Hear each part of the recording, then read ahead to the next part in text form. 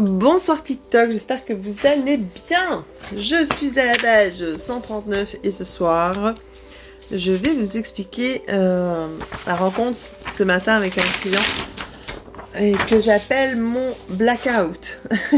Alors pourquoi on peut utiliser des mots en anglais pour beaucoup de choses, on le sait, car les mots sont vivants et magiques dans les dimensions de chacun.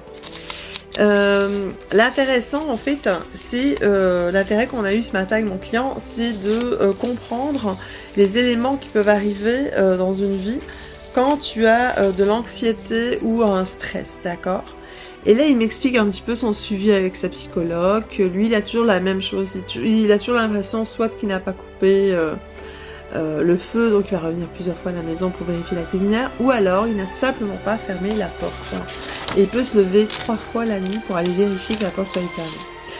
Mais tout ça, on sait bien, emprisonne une anxiété beaucoup plus profonde. Alors évidemment, ça vient du ressenti. On peut faire des blabla, des analyses, tout ce que vous voulez, mais il y a un ressenti électrique. Alors je vous explique, comme je vais vous l'expliquer. Donc les courants, d'accord, vos courants d'énergie passent par vos sens pour vous faire évoluer, pour vous faire découvrir de nouvelles dimensions, car c'est uniquement là-dedans que ça se passe. Et pourquoi avez-vous 5 doigts? Parce que c'est vos 5 sens qui vous parlent à chaque fois au cours de votre vie. Et c'est la chose la plus importante, je trouve, que personne ne développe réellement avec une profonde sincérité de soi-même, son sens et l'univers. Il faut comprendre que l'univers t'écoute, t'es tentant. Et tes sens aussi. Enfin, soit. J'en reviendrai là-dessus un autre moment.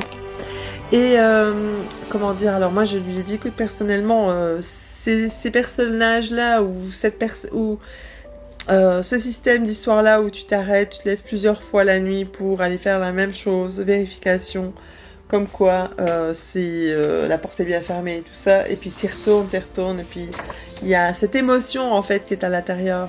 Moi je vois ça comme un blackout électronique, donc il y a un arrêt, donc on n'est pas dans une réalité, on est dans une réalité à l'intérieur de soi vraiment trop profonde. Et moi je trouve ça hyper intéressant au niveau d'un système de temps électrique naturel, de composition et de sensibilité de chaque individu. Je dis, moi je trouve ça d'une magie incroyable. Tu vas dire, mais comment tu vois ça magique, Gladys? Parce que je vois que c'est vraiment un courant qu'on arrête, on est dans une autre sphère, on n'est pas dans un présent, on est dans une émotion, on est dans une sensation. Et ces émotions, ces sensations, elles sont importantes, elles ont des histoires, d'accord? Alors, ne pas les bafouer comme ça. Oh, alors, j'en reprends dans quelques minutes. C'était un appel stupide.